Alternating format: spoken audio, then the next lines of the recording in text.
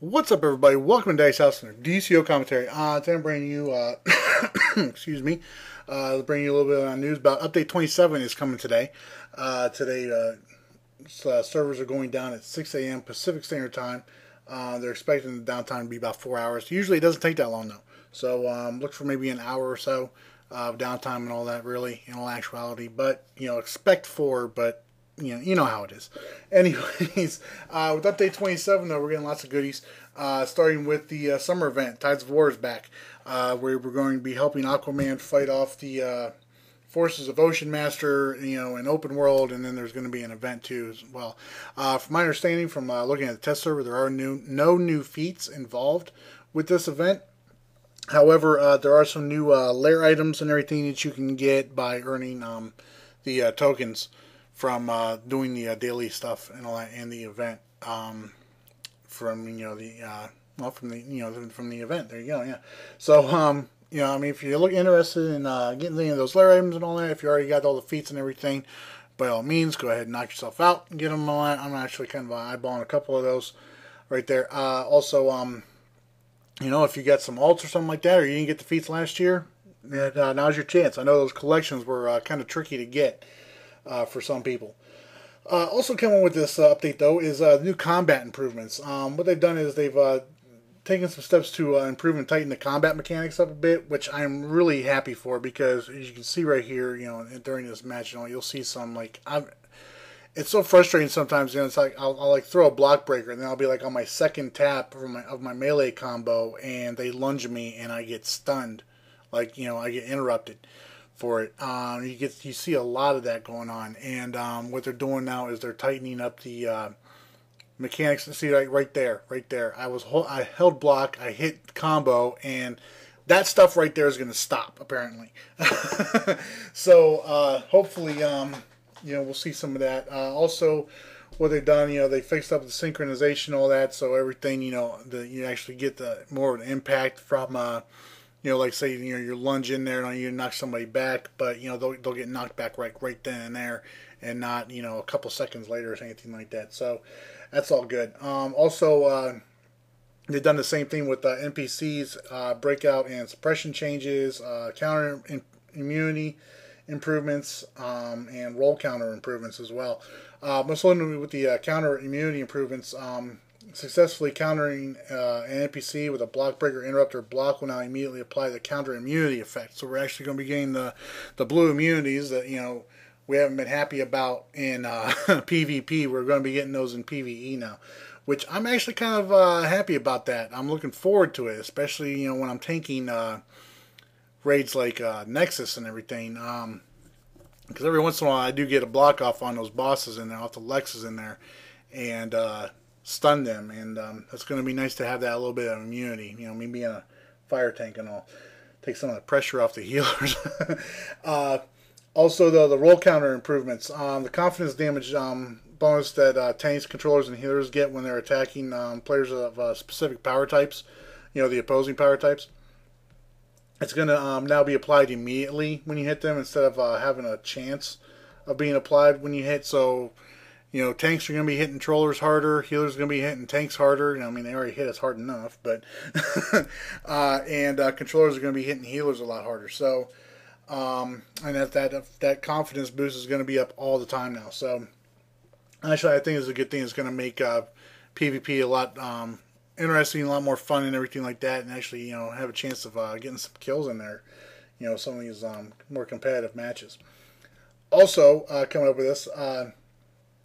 Another thing to note too here, tanks, when using superpowers against the controller, it no longer removes the power over time effects. Instead, now it's going to basically it's going to reduce their VIT. So tanks are going to be kind of debuffing controllers, and it's going to reduce the overall effectiveness of their power healing abilities. So it's going to affect their power over time. It's going to affect their power over time and their instant power out too. So. This is going to be interesting, very interesting. Also, coming up with this, though, is the new converted maps for PvP arenas. In the rotation there, they've added a Shadowlands 1v1 and 2v2 lair battles, which I'm really looking forward to trying these 2v2 lair battles out and seeing how they are. Apparently, it's going to be, the first kill. Whoever scores the first kill is going to end the round and all that, win that round. So you don't have to kill both players. So, and then you're going to have the animations and all that, the little cutscenes and stuff like that. It's going to look really cool, I think. I'm looking forward to trying it out tomorrow. Let's see here. For the 2v2 lair battles, you're still going to be required to have the home turf DLC. So, sorry, folks, that don't have it. But you should get it. It's a good DLC. Also, new PvP reward structure. They brought back like the marks for participating. Daily rewards for arenas and legends are going to be split into winners and participants. There are now rewards received for victory at the end of the match on a win, and rewards received for participation at the end of the match regardless of a win or loss. Essentially, winners receive both rewards for the match, and those who did not win will receive only the participation reward. They've also returned the idea of free or unlocked Marks of Valor rewards for both arenas and legends. These are going to be awarded in addition to any other rewards and are added directly to the player's currency tab as marks, not as treasure boxes. These awards they do not scale with the PvP combat range, so maybe like 1 or 2 marks you get after you've gotten the daily and the participation and the weekly box and everything like that. You may still be able to get a mark or 2. Something like that, which I think is a good idea because it was kind of frustrating that you had to reset those arenas just to get any marks out of them even after you got the daily. So that's a good thing too. Also, they're bringing out this vote to disband. Now, when you can say you're in an alert or a raid or something like that, and it's just too hard and all that, and you guys want to leave, but you don't want to have the deserter penalty or anything like that, you can just go ahead and vote to disband the instance so nobody gets the deserter penalty. Also, they're doing they're introducing this option to disable role optional alert settings. So you know how it works right now with the team buffs and everything like that. Most people are queuing into alerts and everything with a healer, a troller, and 2 DPS, and they're just rolling through that. But the main reason why is because of the team buff thing. You get that extra. Everybody gets that defense buff to them, right? Well, now you're gonna be able to have the option of turning that off and just waiting a little bit longer for your queue to where you actually have a balanced group of a healer, tank, DPS, and a controller, which I think is a good thing. I seriously think this is a good thing, simply because people need to learn their roles. That's what alerts are for. The alerts are there, especially the earlier tiered alerts. They're there to help teach people how to play their roles, whether it's, tanking, controlling, healing, and DPSing, but especially the tanks. The tanks need that experience in those things, simply because, a lot of tanks are not quite doing the job right in the higher tier stuff. Also, they're introducing the quantum consumables. They're going to be getting a couple of consumables for power interactions for quantum, which is going to be interesting. Also, for here, this is stuff that's in the patches here and all that. I'm just going to talk about a few things here. The bases. Players can now invite characters from the opposing alignment into their bases. So you can, add a villain, or villains can add a hero to their access permission to enter their base and all that, and you can just sit in there and wait for them, spring traps for them, and wait for them to come by and visit, and stuff. The mainframe, the core strength mod, when combined with the confidence damage bonus, now increases your total damage output from 135% to 145% for tanks, healers, and controllers. So this is a good thing here. This is nice. This doing more damage and all that. I like to see it. Players are immune to damage while in base decoration mode. They changed the name of the poker table to casino table to more appropriately describe the item, because it did not look like a poker table at all.